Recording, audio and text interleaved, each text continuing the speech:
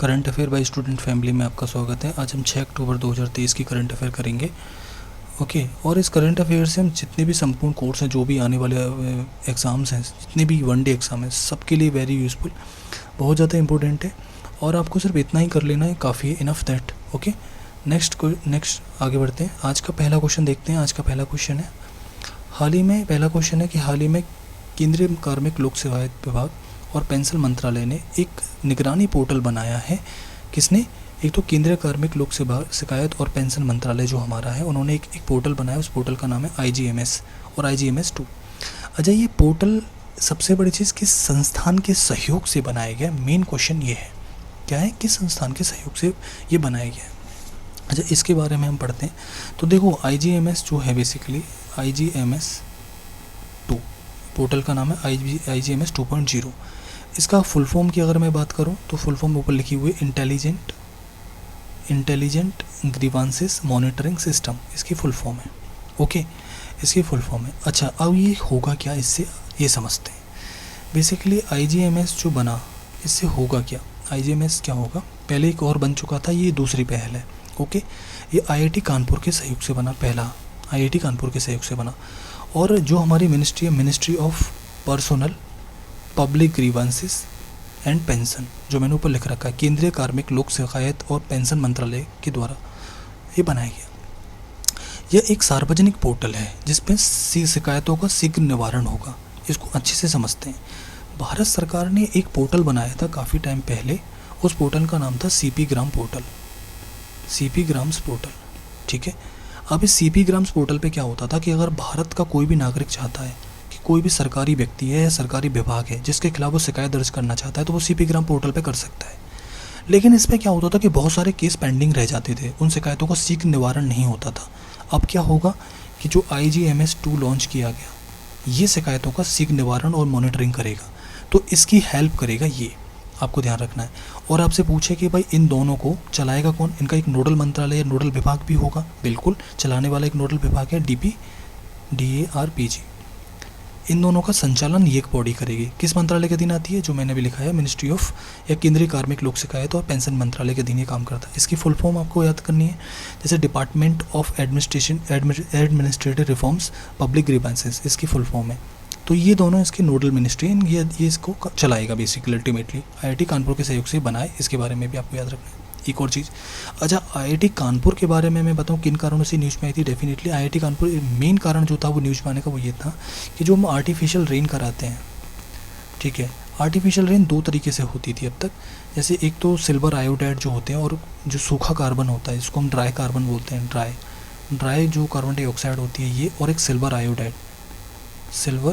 Iodide, ठीक है, इसके सहयोग से हम कराते थे अब तक। लेकिन अब आर्टिफिशियल रेन कराने के लिए एक तकनीक विकसित की है इन्होंने, क्लाउड सीडिंग तकनीक है। क्लाउड सीडिंग के लिए एक तकनीक वो IIT कानपुर ने बनाई है। ओके, इसके कारण भी ये न्यूज़ में था।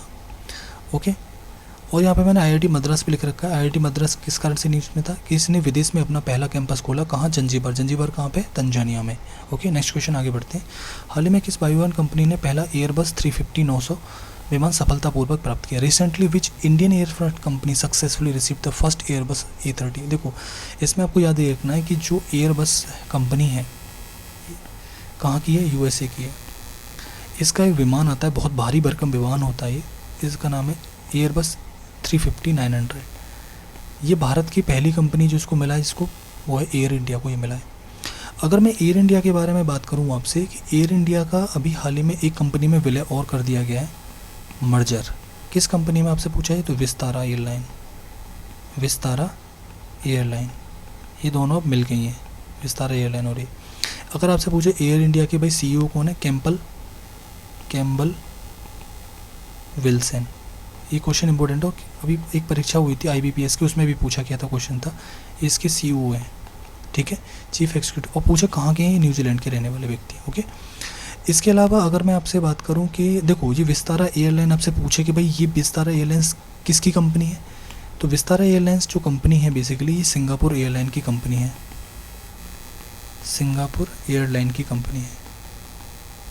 ठीक है, तो अल्टीमेटली जो नया एयर इंडिया बनेगा, अब इसके मर्जर के बाद में जो न्यू एयर इंडिया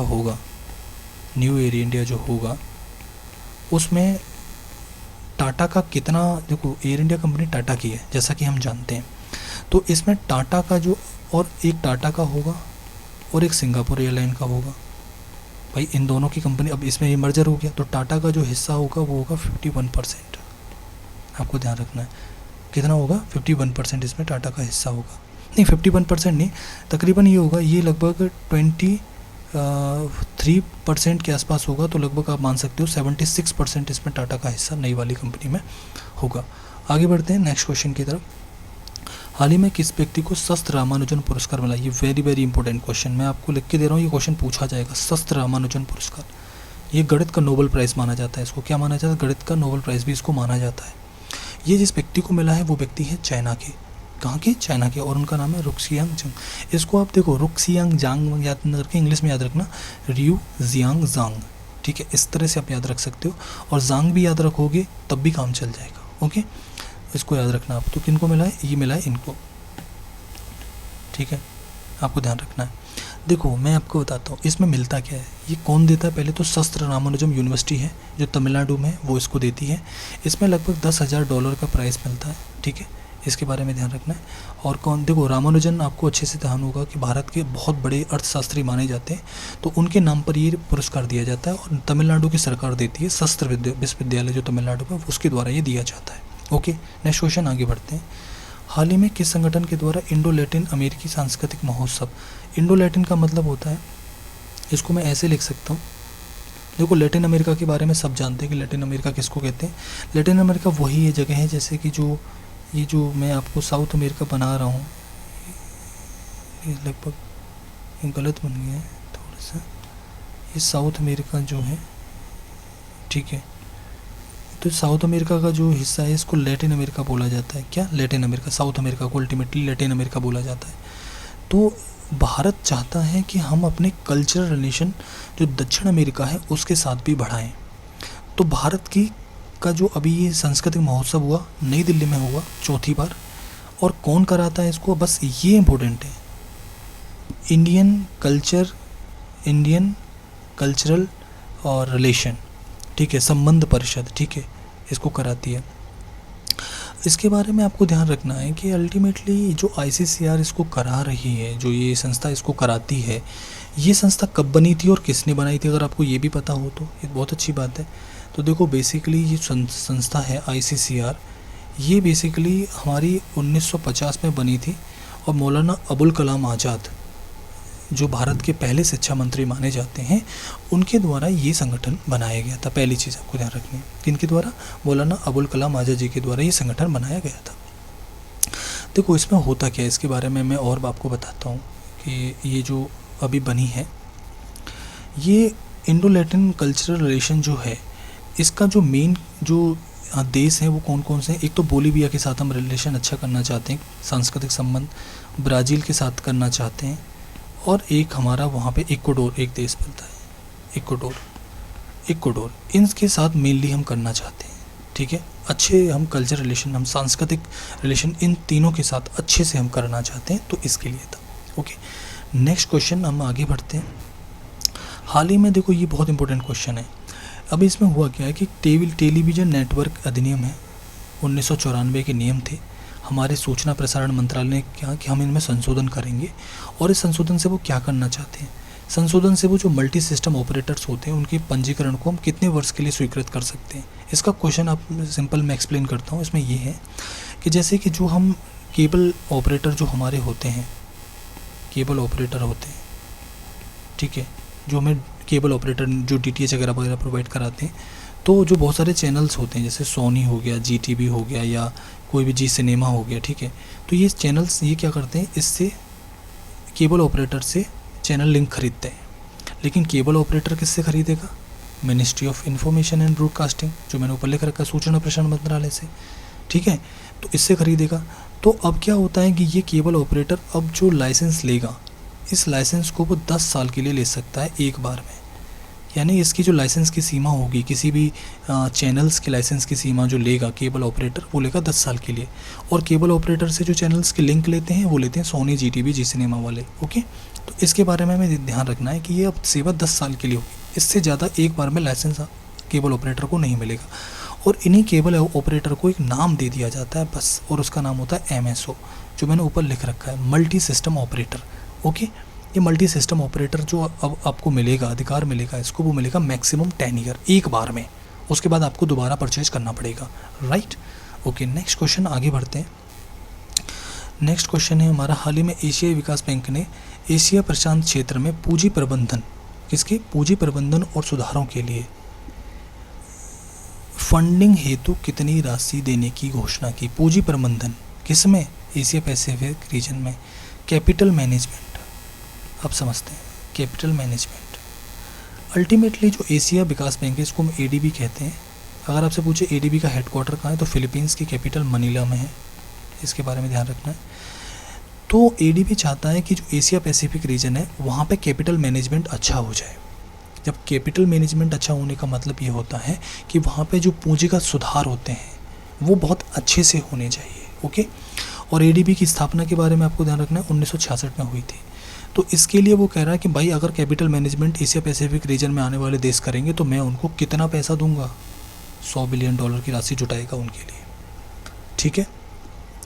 इसके अलावा अगर मैं आपको बताऊं कि कई सारे संगठन हैं जो भी हाल ही में न्यूज़ में थे, ठीक है। जैसे मुझे अच्छे से याद आ रहा है कि एक फिलीपींस अभी न्यूज़ में एक कारण से और था, आई थिंक, हाँ, बेसिकली एक वर्ल्ड कप हुआ था, फीबा वर्ल्ड कप हुआ था, FIBA basket ball world cup, ठीक है, 2023। ये 3 देशों में हुआ था, एक था जापान, दूसरा शायद दूसरा इंडोनेशिया और तीसरा था फिलीपींस। ये 3 देशों में हुआ था। अगर आपसे पूछे भाई जीत किसने लिया, फिर जर्मनी ने जीता। किसको हरा दिया फाइनल में, सर्बिया को हरा दिया। तो फीबा क्या है, फेडरेशन है, international federation for basketball association, ठीक है। इसके बारे में सिर्फ इतना याद रखना है। तो ये बास्केटबॉल की एक बॉडी है जो बास्केट, तो इसका हेडक्वार्टर आपसे पूछ सकता है, तो हेडक्वार्टर एक जगह है स्विट्ज़रलैंड में, वो है मियास में इसका हेडक्वार्टर है, ठीक है। और जर्मनी ने पहली बार फीबा बास्केटबॉल वर्ल्ड कप जीता है, आपको ये भी ध्यान रखना है। नेक्स्ट क्वेश्चन आगे बढ़ते हैं। बॉर्डर रोड ऑर्गेनाइजेशन, जिसको हम ब्रो कहते हैं, क्या कहते हैं, ब्रो, ठीक है। इसके नए महानिदेशक कौन बने, देखो लेफ्टिनेंट जनरल रघु श्रीनिवासन इसके नए महानिदेशक बने। देखो जो ब्रो है हमारी, ये क्या काम करती है कि जो हमारे पहाड़ी इलाके होते हैं वहाँ पे रोड बनाती है। क्या बनाती है, रोड बनाती है। अगर आपसे पूछे इसकी स्थापना कब हुई, तो ये क्वेश्चन अभी आया था एक पेपर में 1960 में। किसके अधीन काम करती है, तो मिनिस्ट्री ऑफ डिफेंस, रक्षा मंत्रालय के अधीन काम करती है। आपको लगेगा कि ministry of road and transport के अधीन काम करती है, बिल्कुल नहीं। जिसकी मंत्री नितिन गडकरी हैं उसके अधीन ये काम नहीं करती, ये रक्षा मंत्रालय के अधीन काम करने वाली संस्था है। इसके नए चेयरमैन जो बने अभी, लेफ्टिनेंट जनरल रघु श्रीनिवासन बने। अभी इसने एक बहुत लंबी टनल बनाई है, बहुत लंबी टनल, और ये बहुत स्ट्रेटेजिकल लोकेशन पर भी है। उसका नाम है सिंकोला, ये पेपर में आएगा, सिंकुला टनल, सुरंग भी कहते हैं इसको, ठीक है। इसके बारे में आप ध्यान रखना। हिमाचल और लद्दाख को ये जोड़ेगी, हिमाचल प्रदेश और लद्दाख को ये जोड़ेगी, ठीक है। और इसके बारे में सिर्फ इतना ही आपको, एक सुरंग और बनाई है इसने, देखो अरुणाचल प्रदेश में 2 सुरंग बनाई है इसने, ब्रो ने। एक का नाम है सेला, ठीक है, और दूसरी का नाम है नचीफो। इसके बारे में भी आप ध्यान रख सकते हो, ठीक है।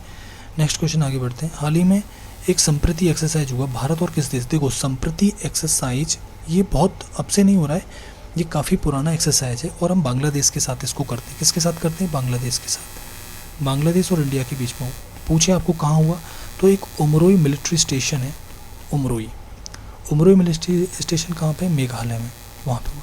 मेघालय वही जगह जहाँ पे गारो खासी जयंतिया जैसी पर्वत श्रृंखलाएँ पाई जाती है, पहाड़ियाँ पाई जाती है, पर्वत श्रृंखलाएँ सॉरी पहाड़ियाँ पाई जाती हैं। इसके अलावा क्या बांग्लादेश के साथ भारत और कोई एक्सरसाइज करता है, बिल्कुल एक एक्सरसाइज करता है, बोंगो सागर, ये समुद्री अभ्यास है, ठीक है। इसके अलावा कोई और, हाँ एक और करता है, उसका नाम है मैत्री, मैनामती मैत्री एक्सरसाइज भी हम करते हैं, ओके। ये आर्मी की एक्सरसाइज है जो अभी हुई है। नेक्स्ट क्वेश्चन आगे बढ़ते हैं।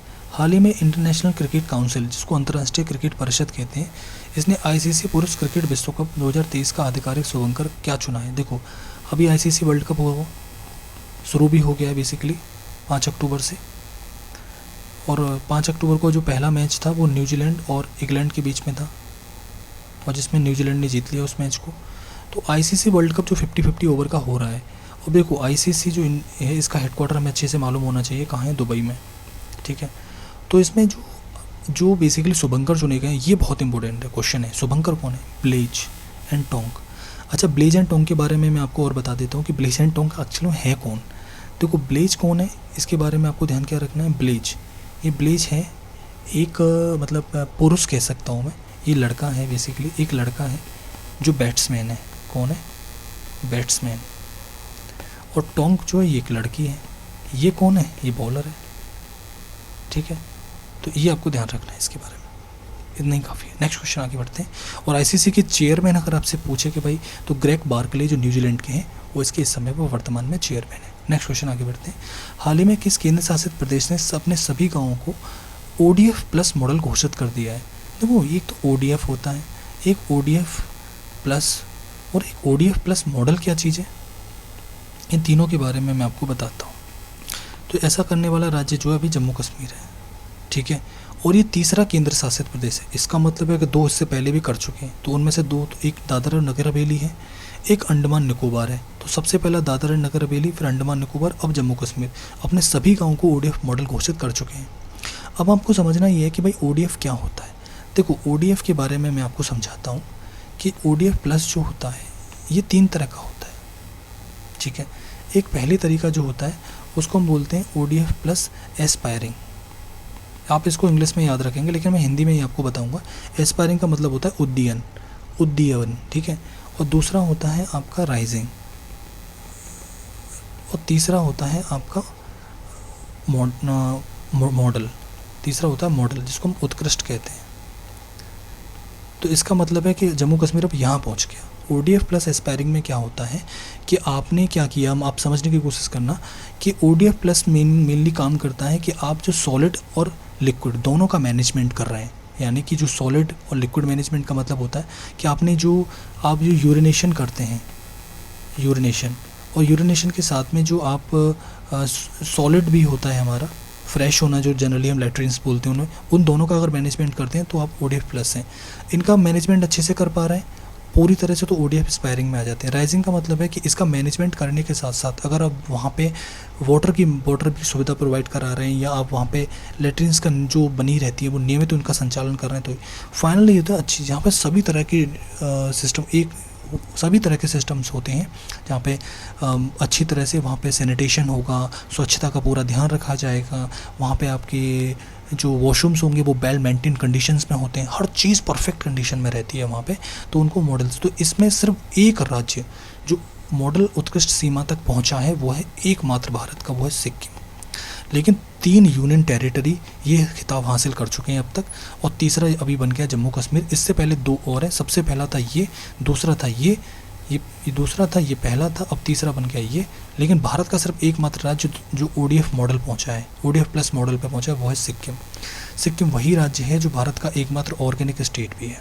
इसके बारे में भी आप ध्यान रख सकते हो। नेक्स्ट क्वेश्चन आगे बढ़ते हैं। प्रधानमंत्री स्ट्रीट वेंडर आत्मनिर्भर योजना, इसको PM स्वनिधि योजना से भी आप याद रखोगे तो बहुत अच्छा है, इतना ही काफ़ी होगा, ठीक है। इसके बारे में आपको याद क्या रखना है, सबसे मेन क्वेश्चन ये है कि इसके बारे में हमें याद क्या रखना है। तो PM स्वनिधि योजना के बारे में आपको याद ये रखना है कि पहली चीज़ ये कब प्रारंभ करेगी, और अभी खबरों में होने का कारण क्या था। सबसे पहली चीज़ कब प्रारंभ करेगी, तो ये जून में।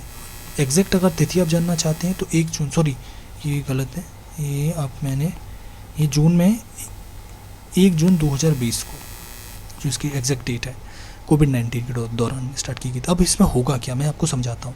इसमें इसके जो लाभार्थी हैं वो 50 लाख से ऊपर हो चुके हैं। कितने?